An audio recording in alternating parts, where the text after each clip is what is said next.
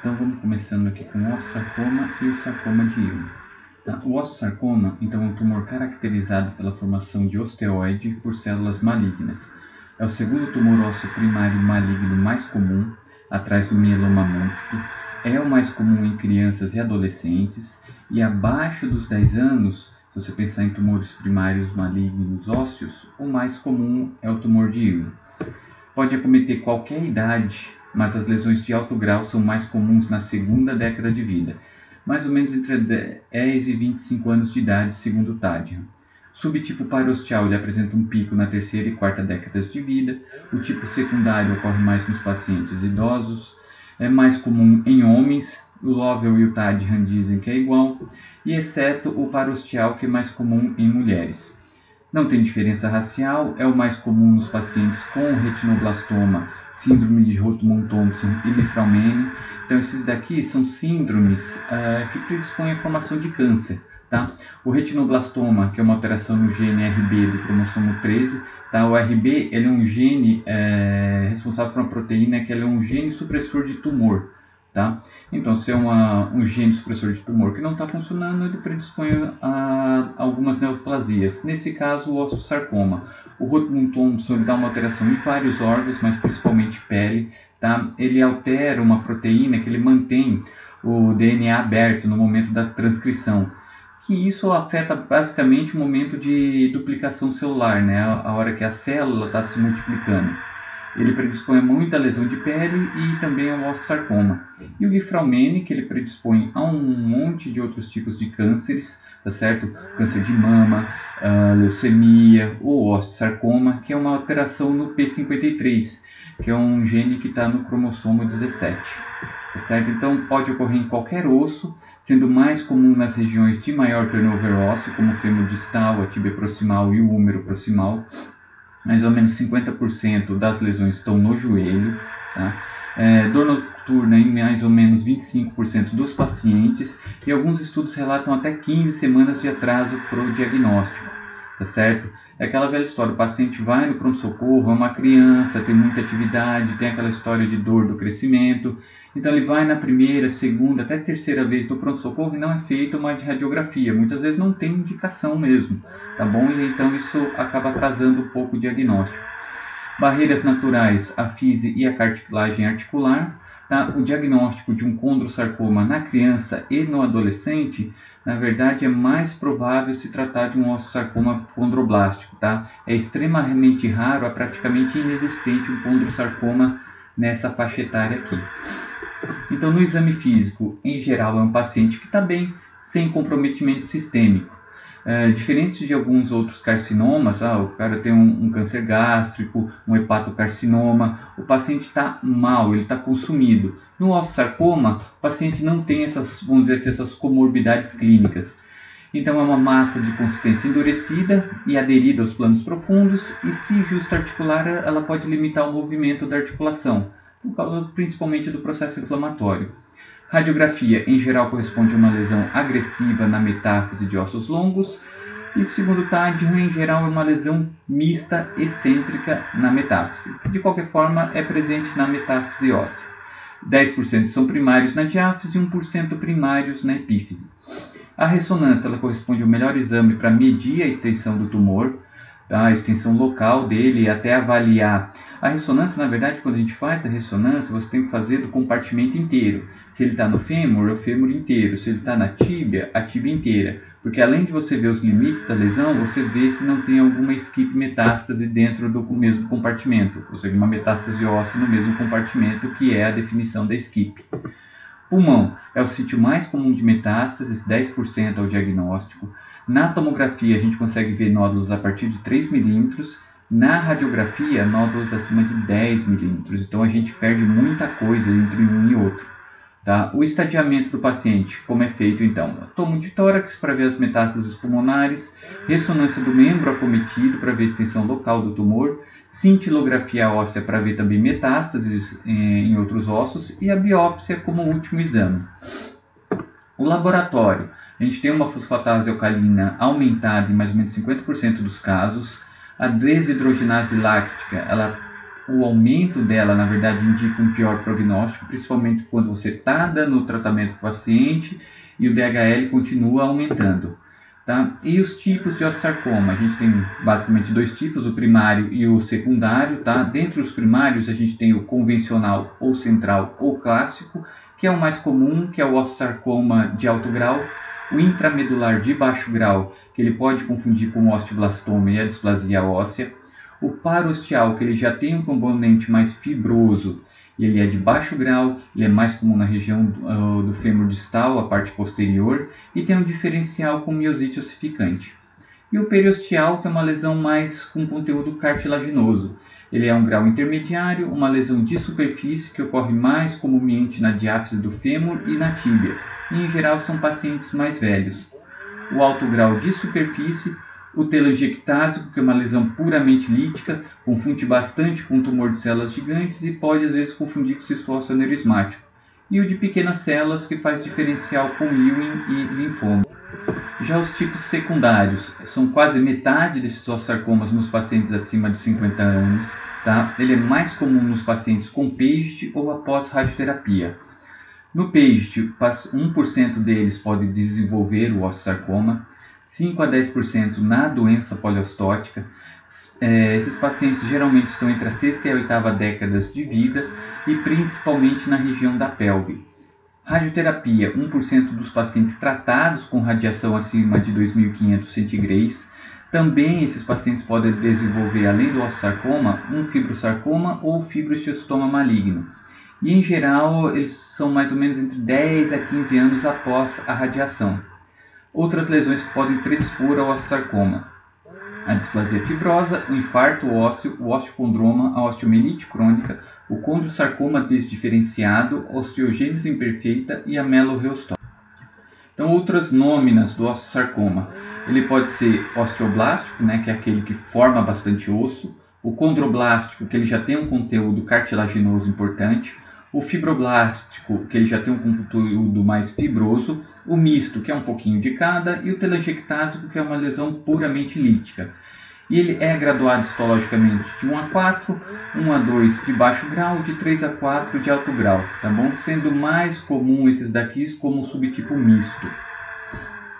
A sobrevida, então, de 60% a 75% nos pacientes com lesão de alto grau não metastático, isso aqui em 5 anos, tá?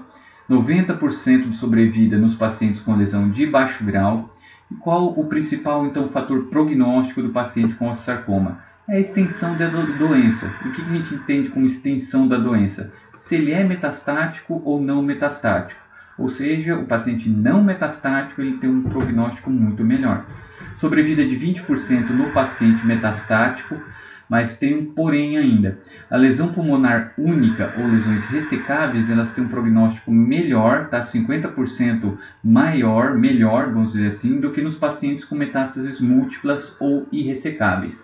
Metástases não pulmonares têm pior prognóstico e os pacientes com SCIP apresentam o mesmo prognóstico daqueles pacientes com metástase não pulmonar. O TAD diz que é igual, mas pelo Campbell a SCIP é pior. Então, se for para ter uma metástase, a melhor é pulmonar, depois a SCIP, depois as demais. Tá certo? Então, segundo fator prognóstico, grau histológico da lesão. A lesão de baixo grau tem prognóstico melhor do que uma lesão de alto grau. Então, os pacientes com tumores maiores têm pior prognóstico, mas não tem um consenso nenhum em relação ao tamanho da lesão. Tá? Tumores mais distais têm melhor prognóstico do que os tumores mais proximais. Isso é relativamente lógico, tá? Porque quanto mais proximal o tumor, se você pensar que quanto mais próximo de uma região inguinal, de uma região axilar, é mais difícil de você ressecar. Você pode ter um comprometimento de margem. Então, as lesões mais distais são mais fáceis de ressecar do que as mais proximais. O PAGED tem 15% de sobrevida, tá? Obviamente no osteosarcoma proveniente de uma doença de PAGED. Idade e sexo não influenciam no prognóstico. Ainda sobre a sobrevida, cerca de 50% dos pacientes com lesão de alto grau, ou seja, com o osteosarcoma clássico, eles vão ter algum tipo de recidiva. 10% apresenta recidiva local após ressecção ampla ou amputação. e o grau de necrose tumoral acima de 90%, esses pacientes apresentam melhor prognóstico em relação à sobrevida. Isso aqui a gente faz essa análise apenas quando você resseca a lesão, tá? Você tira a peça, manda para o patologista e ele vai analisar a parte de necrose tumoral pós-quimioterapia. Tratamento. Então, o tratamento do osteosarcoma ele corresponde a quimioterapia neoadjuvante, cirurgia e quimioterapia adjuvante. Tá? O objetivo da quimioterapia é tratar as micrometástases, não é tratar o tumor em si. Lesões de baixo grau elas podem ser tratadas só com ressecção ou amputação, não tem necessidade de quimioterapia. E o que são mais fatores de pior prognóstico? Recidiva precoce, mais de 8 metástases pulmonares, nódulos pulmonares maiores que 3 cm e metapulmonar irressecável. Só uma coisa que a gente vai ver no sarcoma de Ewing, aqui no osteosarcoma a gente coloca cirurgia. Não tem outro tipo de controle local no osteosarcoma que não seja cirurgia. Ele é uma lesão que ele não responde à radioterapia. Então aqui alguns exemplos de osteosarcoma, tá? Uma lesão excêntrica na metáfise, bem formadora de osso, com extensão para partes moles. Aqui numa tíbia proximal, tá bom? Um húmero proximal, a gente vê toda aqui ó, a extensão local da doença por dentro da medular óssea e toda a extensão da lesão em partes moles. E aqui uma região bem atípica, né? A gente até consegue ver ó, os raios de sol aqui também um pouquinho, as espículas ósseas, uma região do trocânter menor. Aqui um parostal clássico, tá bom? A gente vê um raio-x assim no AP que até que não dá para ver tanta alteração, e a gente vê a alteração aqui no fêmur distal, tá bom?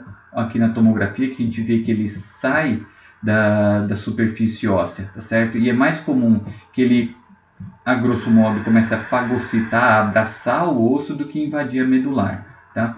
E aqui a gente vê a ressonância, ó, como ele fica bem superficial e ele não invade a medular óssea. Aqui clinicamente um osteosarcoma, tá? Se você reparar, não é um edema no joelho. Se a gente dividir aqui o joelho na interlinha, a gente vê que da interlinha para baixo é um joelho normal, da interlinha para cima tá estranho, tá bom? A gente vê então um osteosarcoma no fêmur distal, um sarcoma de uma grande lesão. Provavelmente ele vinha até aqui em cima na região intertrocantérica. Mais algumas lesões, um osteosarcoma metadiafisário, um osteosarcoma região posterior aqui da tíbia, tá? Um húmero proximal, ó, toda a lesão, tamanho da extensão de partes moles, uma fratura patológica aqui por osteosarcoma, aqui também visto na ressonância, a gente vê toda a extensão da lesão por partes moles, tá certo? Aqui na radiografia também a gente vê, tá bom? Mais outro osteosarcoma. Isso aqui é bem que a gente consegue ver direitinho as delimitações da lesão, tá? Ó, um fêmur distal, invadiu a epífise, tem extensão para partes moles, tá certo? A gente vê aqui, ó, na ressonância, tá? Bem aqui na região posterior. A cintilografia tem as outras captações que são normais da criança, se bem que aqui, ó, se você reparar, tá um pouquinho estranho. Isso aqui provavelmente deve ter sido avaliado. E aqui a gente vê na tíbia proximal e no fêmur distal, tá bom? A região do joelho. Uma região aqui na fíbula, um outro fêmur distal, ó, grande extensão para partes moles, tíbia proximal, fêmur proximal, ó, aqui na região da tíbia, como a gente vê um osteosarcoma pequenininho, até preservando a epífise. E aqui o interessante é que a gente vê um fêmur proximal, foi feita a ressecção do fêmur proximal, e foi feita a reconstrução com uma endoprótese, um composite, tá? Um enxerto de banco e a prótese por dentro do enxerto de banco. E aqui mais uma radiografia, tá? Um outro osteosarcoma, aqui uma tíbia proximal, um fêmur distal, outra partezinha do fêmur distal aqui, provavelmente é a mesma lesão, tá certo? Então vamos lá, agora partindo então para o sarcoma de Ewing. É o quarto tumor ósseo primário maligno mais comum, sendo o segundo mais comum abaixo dos 30 anos, perde só para o osteosarcoma, e é o primeiro mais comum abaixo dos 10 anos, que a gente tinha falado lá atrás. Comum entre 5 e 25 anos, na metáfise dos ossos longos e com frequente extensão para a diápse. Tá? O clássico que a gente conhece como descrição do sarcoma de Ewing é um tumor diafisário que expande para a metáfise. O Campbell aqui ele fala o contrário. É raro abaixo dos 5 e acima dos 30 anos. Abaixo dos 5 anos, considerar metástase de neuroblastoma ou tumor de Wilms. São mais comuns do que a gente ter um câncer primário do osso. Mais comum em meninos, cerca de 3:2, e raro na população negra e asiática. É mais comum na pelve, e da pelve ele é mais comum no ilíaco, tá? E membros inferiores. O fêmur é o mais comum, cerca de 20% das lesões. Depois vem o ilíaco e o úmero proximal, que são os outros dois mais comuns. A demora para o diagnóstico é em média de 34 semanas, porque o íon ele começa a expandir mais para dentro do osso do que para fora, então ele demora um pouquinho mais. Na radiografia, ele é uma lesão lítica destrutiva na diáfise de ossos longos com reação periosteal em casca de cebola. Então você vê, ó, como tem alguns problemas no livro. Em 2 locais no livro ele fala uma descrição diferente, tá certo? Genética, uma translocação mais comum é no cromossomo entre o 11 e o 22, entre os braços longos o 24 e o 12. E isso está presente em 90% dos casos. Tá? Tem outros tipos de translocação também, tá bom? Tem bastante tipos de translocações. Então, sobre o prognóstico aqui no Ewing, tá? O principal é a presença de metástase, tá? 25% são metastáticos ao diagnóstico. Localização e tamanho maior do que 8 centímetros são prognósticos. Aqui no Ewing a gente tem trabalhos que mostram esse tamanho, tá? Definem o tamanho da lesão. DHL elevado. Pacientes mais velhos, entre 12, 15 até 17 anos, têm um pior prognóstico, e o sexo masculino. Grau histológico não é prognóstico, todo Ewing é de alto grau, tá? Diferença de translocação também não é prognóstico. A translocação ela serve basicamente para algumas dúvidas diagnósticas que você quer fazer, principalmente diferenciação com linfoma, e pela biópsia em si está complicado fazer. Metástases. Em geral, 50% são no pulmão, 25% óssea e 20% na medula óssea. Sobrevida desse paciente. Então, o paciente não metastático ele tem de 60% a 75% de sobrevida em 5 anos. O metastático, 20% em 5 anos. Recidiva local tem 20% de sobrevida. Recidiva por metástases, 10%. Recidiva no primeiro ano após tratamento também apresenta um pior prognóstico. Tá? Então, tudo que vai recidivando vai caindo aí, vai ficando pior a sobrevida do paciente.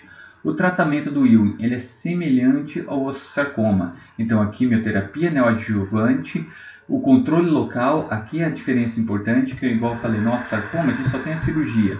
No Ewing a gente pode fazer cirurgia, pode fazer a radioterapia, pode fazer ambos, tá certo? E a quimioterapia adjuvante aí, tá bom? O Ewing é uma lesão que responde muito bem à radioterapia. Então aqui, ó, uma lesão do Ewing aqui na fíbula, tá? A gente vê aqui bem uma lesãozinha, um levantamento periosteal aqui, tá certo? Esse aqui provavelmente é uma radiografia após a quimioterapia. Você vê aqui, ó, antes da quimioterapia, toda a extensão em partes moles, a cortical até preservada, isso é uma característica do Ewing, e pós-quimioterapia que você vê que todo o tumor voltou para dentro do osso, tá? Aqui na região do ramo púbico, aqui outra do ramo púbico, provavelmente após radioterapia, e aqui na região da fíbula proximal. Se a edentação aqui provavelmente foi a biópsia que fizeram. Aqui na pelve também, ó, a região do ilíaco. Isso é uma das razões por que demora tanto o diagnóstico do Ewing. Como ele é uma lesão que gosta muito de ilíaco, olha o volume que tem aqui. Esse volume aqui, até começar a ter algum sintoma do paciente começar a se queixar, demora muito, tá? Olha aqui o tamanho da lesão. Um húmero proximal, tá bom? Um fêmur proximal aqui também. Aqui tá bem ruim de ver essa radiografia, mas esses daqui são em todas as imagens no livro, tá certo? Se for cair alguma imagem na prova, são imagens que tem que cair imagens do livro. Uma tíbia proximal, aqui, tá bom? Esse aqui ó, fêmur, tíbia proximal. Esse aqui é interessante porque na cintilografia eles acharam alguma coisa estranha aqui captando também. Refizeram os exames, a imagem, acharam esse ponto aqui no fêmur distal que foi considerado como uma metástase óssea. E aí foi feita a reconstrução e ressecção de toda essa parte, o fêmur distal e a tíbia proximal, fazendo um joelho, uma endopróstese de joelho total, mas aqui você vê que eles utilizaram um composite, um enxerto de banco para fazer às vezes da tíbia proximal. E sobre o Ewing, era isso que nós tínhamos. Até mais.